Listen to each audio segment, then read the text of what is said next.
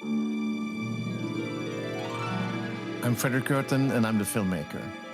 And I'm Leilani Farha, and I'm the advocate. And this is Pushback Talks, the word special. We are back this fall with words that make our life shine. We are word artists. No, we are not. It. But yeah, we're trying to. We're trying to. Wordsmiths. We're wordsmiths. Leilani, are you ready for a new word? It's coming and you have to boom. I get very nervous just you get nervous? before you say the word. Yes. Okay. I start sweating. It's coming. It starts with a B and it's... Do you want me to guess? Bumblebee. Oh, bumblebee. Oh, I don't know enough about bumblebees except to know that they are extremely important to civilization. And one should never kill a bumblebee because of the role they play in our ecosystem. Oh. I do know that. And what I have role a did dog. It play? Huh? What role did it play? Oh, they're pollinators. They're okay. Pollinators, Yeah. It's important. It's like part of the ecosystem. You can explain it to our listeners. And I will tell you a thing. I mean, bumblebee for me is, the first is the word in English. Bumblebee. It's so beautiful. Yeah, it's great. In Swedish, it's humla. Humla. Yeah. Very different. It's very different. Not quite as like bumblebee. But then it's the whole idea of you're too big to fly, but still you fly. It's like in some way breaking all the laws. And this is like, you can't fly, but I want to fly. In some way, it's a very hopeful creature.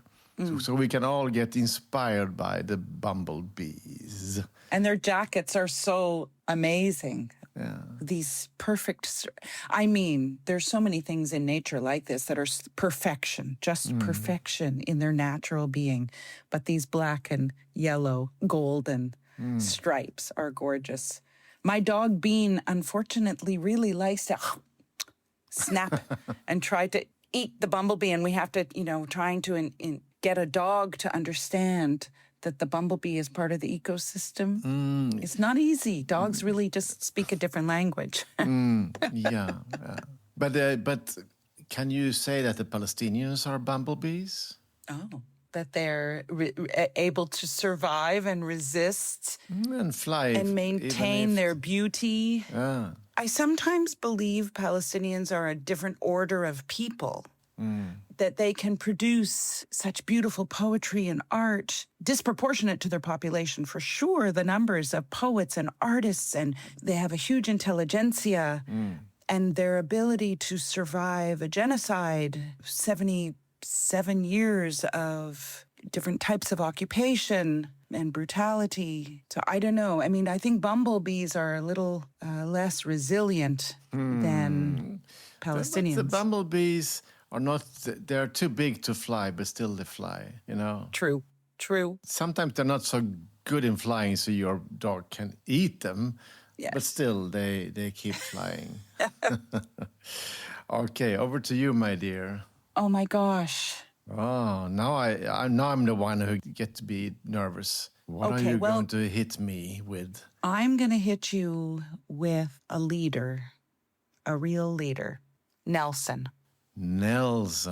Oh. In Cape Town, where you are, there is a very classical hotel called Mount Nelson. And my friends, the black journalists, they decided to make Mount Nelson like they invaded and had drinks in this beautiful garden. You have to go there. It's a very beautiful hotel. It's so it's a big garden in the middle of town. And when Winnie Mandela, when she visited her husband out on Robben Island, she always stayed at Mount Nelson, to say, I'm the queen of the country, so of course I'm going to stay in the best hotel. Which some part of the left got really provoked by it, but I loved it. And when I was the first time in South Africa in 1986, Mandela was still in prison, and it was a lot of rumors going on, and maybe he was out, maybe he was, somewhere. And, there was, because obviously the negotiations were already ongoing, but he was still in prison. But for a long time, there were so many rumors about Mandela. So, remember the big birthday party in London in Hyde Park. You know, all the big artists were playing. I mean, he was like a celebrated leader. After 27 years in prison, people hadn't seen his face.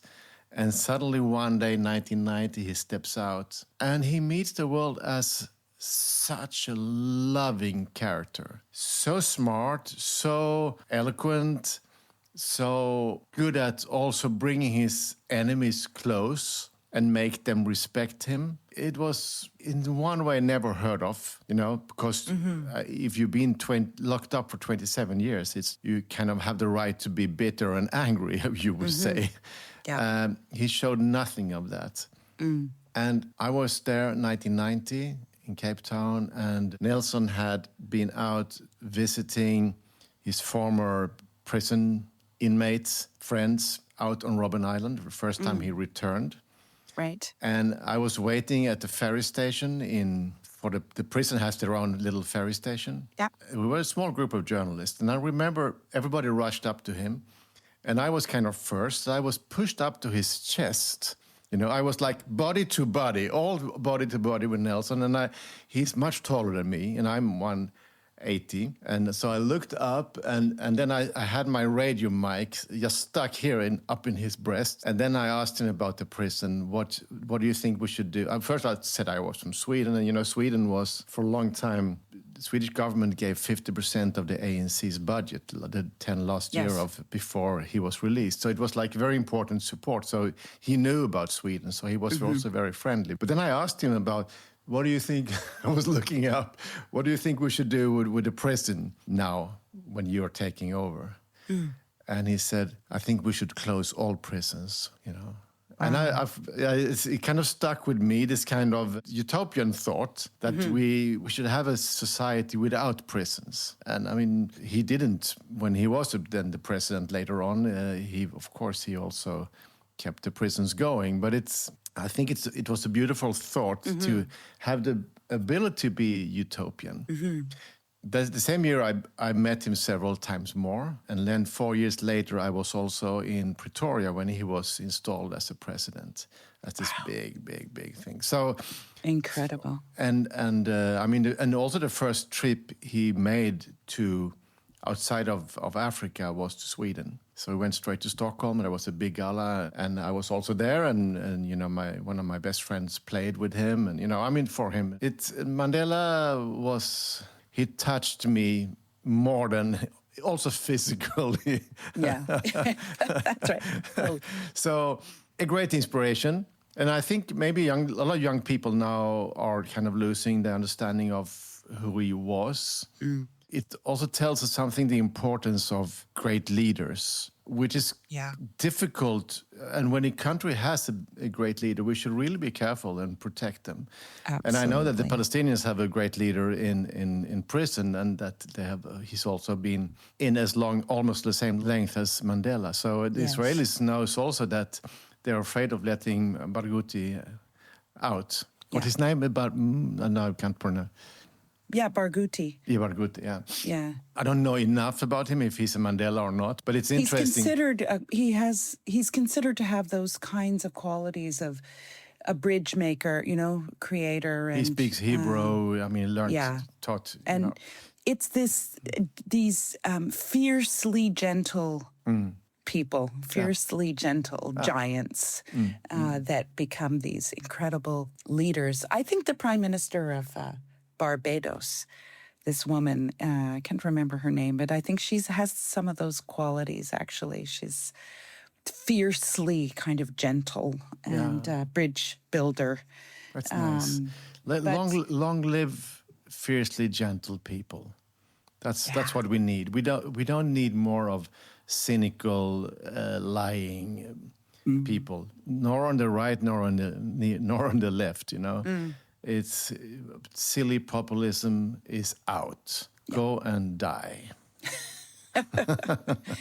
It's a couple of things on Nelson and the there should be no prisons. I grew up in a household, that was my mother's position. All when I was growing up, she talked about that a lot, that she thought prisons were an inappropriate way to treat human beings. And my mom is really gentle. She wasn't a fiercely gentle person, but she's very gentle, is very gentle person. But being here in Cape Town and seeing Nelson's, statues, sculptures of him, and his image. I took a picture of an image of him at provincial government buildings with Desmond Tutu, a huge picture of the two of them with their arms up and sort of celebrating liberation. It's so moving. There's a sculpture of Nelson in the place, you'll know the name of it, where he gave his first speech upon liberation. And just looking up at it, I took a picture from below.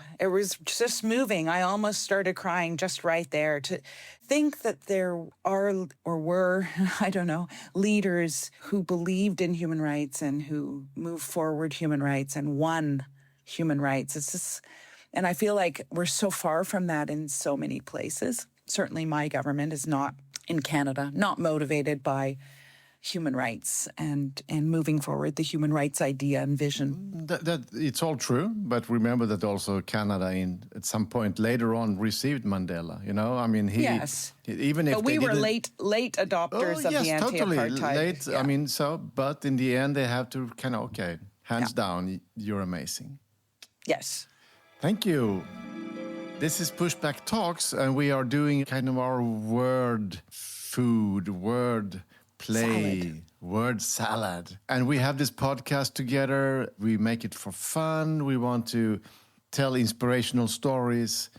And we don't make any money out of this. So we try to kind of find time to do it. And how do we fund it? Because we still have a technical crew who is editing. And so we are not without cost. How do we fund our podcast, Leilani? Well, we try to fund it using our Patreon account. If you go to patreon.com, you can support Pushback Talks, and people do. Yeah. And every little bit helps. Thank you for every single person who is supporting us. It means a lot because support is also some kind of love going away, and we are addicts of love. Thank you. See you very soon. Bye, See you Leilani. next time, Fredrik. Bye. Bye. Pushback Talks is produced by WG Film.